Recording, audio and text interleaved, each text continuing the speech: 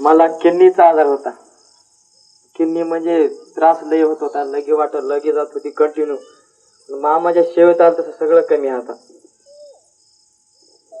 कारण हे जो मुलगा आहे कुर्लेचा जो वाद म्हणून गाव आहे कंधार तालुक्यात, याच्या गावात मामाची पालखी गेल्याच्या नंतर ह्याच्या गावातले लोक खरोखर त्या ठिकाणी आल्याच्या नंतर त्यानं सांगितलं, कारभारी हा जर माणूस सुधारला आमच्या गावातला तर आमच्या गावाला बाळू मामा पावला. म्हणजे कसं म्हणले, ह्याला ह्याच्यासाठी गावातल्या लोकांना पट्टी केली, पण डॉक्टरांपाशी नेल्याच्या नंतर सुद्धा एवढा पैसा खर्च करून सुद्धा त्याचा विलाज कुठंच झाला नाही.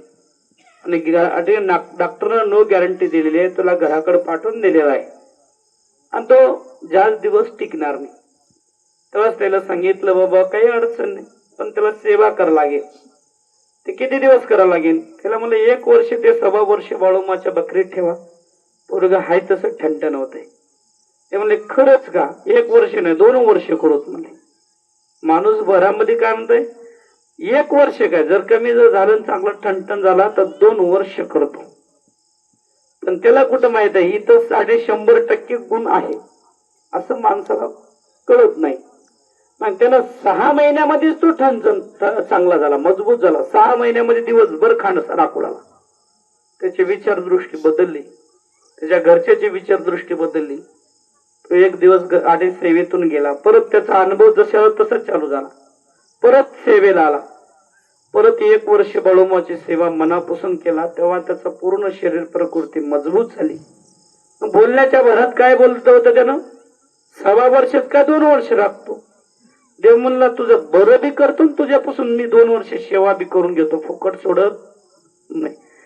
बाळूमामाच्या दरबारात बोलणं सोपं आहे, ध्यानात ठेवा, पण वसुली करणं त्याला लय जमतं, ध्यानात ठेवायला पाहिजे. कारण त्या मुलानं चांगली 1 वर्ष सेवा केली, चांगलं झालं म्हणून तो घराकडे गेला. 1 वर्ष झाले, चांगला झाला, मजबूत झाला, म्हणून गावाकडे जाऊन उड्या मारला, ठणठण कशावी. परत देवाने अनुभव दाखवला, परत तो मामाच्या सेवेत आला, सेवा करायला. कारण कोण्या पद्धतीने तुमची टंगडी धरून बाळू मामा हे सांगताच येणार नाही तुम्हाला, की आता माझ्या शरीरातला आजार पण गेला, आता हे आजार पण डबल येणार नाही.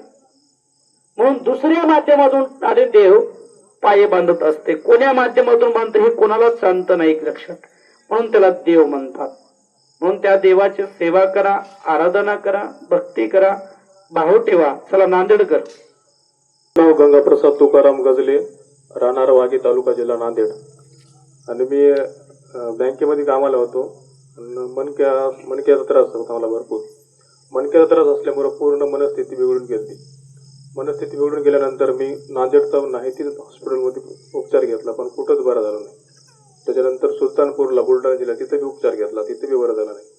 मग जसं मामाच्या सेवेत आलो तसं मग पूर्ण आता 1 वर्ष झालं मी सेवा झालोय, क्लिअर झालेलं आहे. बाळूमामाच्या दरबारात कोण्या ठिकाणचा माणूस येईल, कुठल्या समाजाचा येईल, कुठल्या गावचा येईल आणि कुठल्या जॉबचा माणूस बाळूमापाशी येऊन सेवा करून जाईल, ह्याचा अंत सुद्धा कोणाला लागणार नाही, एक लक्षात ठेवा. ह्या देवापाशी येत असताना इथं जात लागत नाही, पात लागत नाही, धर्म लागत नाही, तुमचं शिक्षण किती, तुम्ही किती मोठे लीडर आहो, याच्याशी काही घेणं देणं नाही, एक लक्षात. इथं तुमच्या कष्टावर, तुमच्या भक्तीवर, तुमच्या भावनेवर हा बाळूमामा कृपा करणारा देव आहे. ज्यावेळेस गेल्या वर्षी ह्याचे आई वडील, ह्याचा भाऊ हा त्याने आमची पालखी नरशी साईडला होती. नरशी ह्या गावात आमची पालखी होती. कारण नरशीच्या जवळ त्या ठिकाणी एक गाव होतं भुमराळा, गंगनबेड. त्या गंगनबेड मध्ये मामाची पालखी असताना त्या गंगनबेड मध्ये हे सगळं कुटुंब आलं. आणि त्या कुटुंब आल्याच्या त्यानं सांगितलं, कारभारी काय करा, ह्याला पैसा किती घातला, पण याच्या कमरेमध्ये याच्या मणक्यामध्ये गॅप पडलाय. आता मला सांगा बरं, माणसाच्या आणि मणक्यामध्ये गॅप पडल्यास किती पैसा घातला, महिलेनं पुरुषानं कितीतरी पैसा घालून त्याचा गॅप काही आणि जाग्यावर येत नाही. पण जी गोष्ट शक्य नाही ना, ती शक्य करून दाखवण्याची ताकद त्या मामात आहे. पण त्याच्यासाठी विश्वास लागतो, त्याच्यासाठी पाठपुरावा लागतो आणि त्याच्यासाठी त्याची संगत आराधना पाहिजे. उगाच मी बाळूमामाची फोटो घरी घेईन, घरी पूजा करत बसन, त्याच्यानं मला बाळूमामा पाहावं अजिबात. त्यानं पहिल्या सुरुवातला काय सांगितलेलं आहे? सर्वप्रथम कोणाला सांगितलेलं आहे? सर्वप्रथम त्यानं सांगितलेलं आहे, जो माझ्या मेंढीची मी सेवा करीन मी त्याच्यावर कृपा करीन. आणि मामा काय सांगतोय, अरे जगाचा मालक, जगाचा आणि सृष्टीचा अधिपती नायक, कारण तो मेंढीचा मेंढका होऊन त्या मेंढीची राखण करायला लागलेला म्हणतोय. मामा काय सांगतोय, सर्वप्रथम माझी मेंढी सुखी, माझी मेंढी सुखी तर मेंढका सुखी. मेंढी आणि मेंढका सुखी असेल तर जग सुखी आहे. कारण तोपर्यंत मला माझी मेंढी आणि मेंढका सुखी नसेल तर जग सुखी आहे का दुःखी आहे अजिबात माझ्या पुढे काही मांडायचं नाही म्हणतोय. माझे हे दोन गोष्टी अगोदर सुखी पाहिजे. मग मामाचं प्रेम कशावर आहे, मामाचा जीवात्मा कशामध्ये गुंतलेला आहे, ते म्हणजे नाही मामाची मेंढी आहे. त्या मेंढीसाठी तो काय बी करतो. आज विचार करा, जो मामाच्या मेंढ्याची सेवा करतो त्याच्यासाठी मामा काही बी करतो. कसलंही संकट निवारण करण्याची ताकद ठेवतो. त्याला फक्त मेंढीचा मेंढका व्हावा लागतो, फुकट करत नाही. उगा मी बाळूमाच्या मूर्तीला पाणी घालतो, अभिषेक करतो, मूर्तीची पूजा करतो, फोटोची पूजा करत बसतो, त्याच्या नावाची त्यानं म्हणते माझ्या नावाची नका जप कर, माझ्या फोटोची पूजा नका कर, पण माझ्या मेंढीची सेवा कर, तिथं तुझ्यासाठी देव आहे म्हणतो. पण मेंढीवर जीवापार प्रेम करणारा देव म्हणजे नाही बाळूमामा. कारण ते बी कोण आडीने स्वतःच्या मेंढीवर जीवापार प्रेम करणारा आणि त्या मेंढीचं राखण करणारा देव म्हणजे नाही बाळूमामा. त्या मेंढीचं महत्व कारण त्या मामानं सांगितलेलं आहे. अरे स्वर्गामध्ये एक माझ्या समोर लक्ष्मी आहे, त्या लक्ष्मीचं दुसरं स्वरूप काय म्हणतोय, स्वर्गामध्ये एक माझ्या समोर लक्ष्मी, त्या लक्ष्मीचं दुसरं स्वरूप, तिचं दुसरं स्वरूप ह्या पृथ्वी तलावर मी सोडलेलं आहे. ती म्हणजे माझी मेंढी आहे म्हणतोय. आणि ज्या ज्या ठिकाणी माझ्या मेंढीचा पाऊल पडेल ती भूमाता पवित्र होईल, त्या ठिकाणी धनधान्य भरपूर पिकेल. हा मामा सांगतो. कारण कालचीच घटना, त्या ठिकाणी सुपेगाव म्हणून गाव आहे, त्या गावातला मुलगा सेवेला होता. त्यानं भरती आणि त्यानं परीक्षा देऊन मामाच्या सेवेत आला. त्याचा 6 महिना नाही, त्यानं दिवस मापले नाही, तंत मामाची सेवा करत राहिला. फक्त सेवेवर ध्यान दिला, दिवसावर ध्यान दिलं. आताचे मुलं इथे सेवेला 15 दिवस राहतात, 6 महिना राहतात. आमचे 40 दिवस झाले, 25 दिवस झाले, त्याच्यानं देव भेटत नाही. फुकट काम.